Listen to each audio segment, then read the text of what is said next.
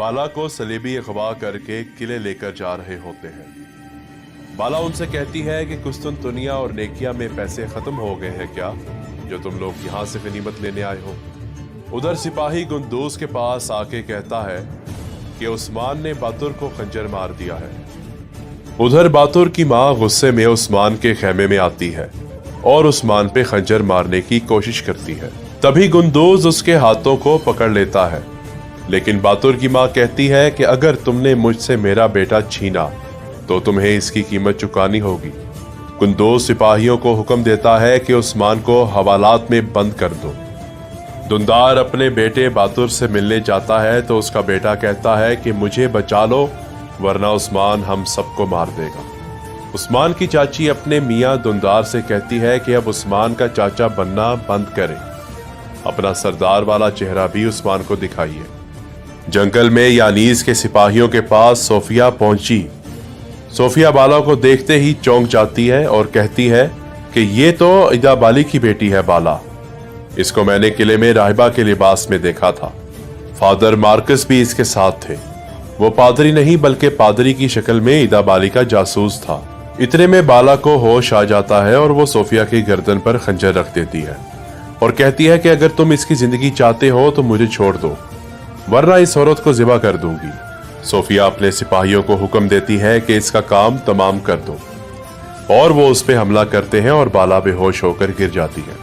Sophia अपने सिपाही को हुक्म देती है, इसे यानीस के पास ले जाओ। इधर उस्मान अपने दोस्त समसा चाउश के साथ गुफ्तगू कर रहा होता है। फिर एक सिपाही आता और कहता है उन्होंने दोरोसून साहिब को गिरफ्तार कर लिया है। उस्मान कहता है देखना कल वो दोरोसून साहिब को बाला के पास लेके जाएंगे।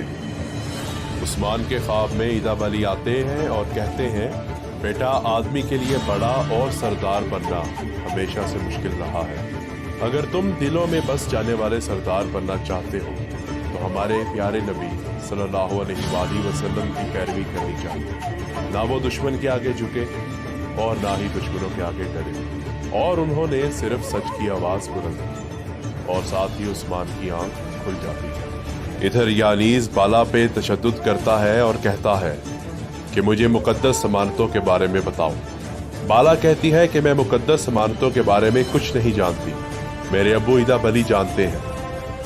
उस्मान अपने सिपाहियों के साथ गार के जरिए किले में दाखिल होता है और देखता है कि बाला के कंधे पे खंजर का जख्म है। वो ये देखकर हैरान रह जाता है। उस्मान को बाला के कंधे पर एक नोट मिलता है जिसमें उसे ये कहते हुए कहा गया कि उस्मान, बाला दर्द में तड़पती हुई 3 दिन में मर जाएगी। अगर तुम इसको बचाना चाहते हो तो तुमने मुझसे जो खजाना चुराया था उसे वापस लौटा दो। उस्मान बाला को आवाज देता है, बाला आंखें खोलो, मेरा दिल फट जाएगा, मेरी जिंदगी बर्बाद हो जाएगी। आंखें खोलते ही बाला उस्मान का नाम लेती है और कहती है कि तुम मेरे लिए आए हो। उस्मान कहता है कि हाँ, मैं तुम्हारे लिए आया हूँ और अब कभी अपनी जिंदगी से जाने नहीं दूंगा।